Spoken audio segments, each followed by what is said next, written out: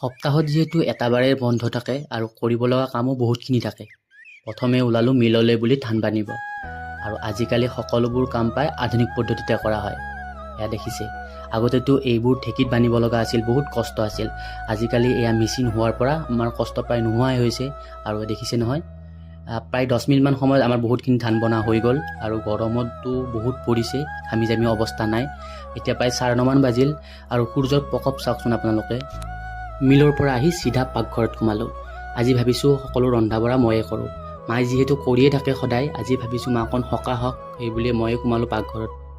আৰু এয়া দেখিছে, ফুলৰ লগত মাছ বনাইছোঁ আৰু তিতা কেৰেলাত মাছৰ মূৰ দি বনাইছোঁ।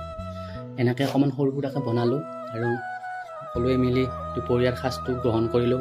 তেনেহ'লে আজিলৈ বাই বাই, আৰু কেনেকুৱা পালে জনাবলৈ নাপাহৰিব। নেক্সট ভিডিঅ'ত আকৌ লগ পাম। Bye bye.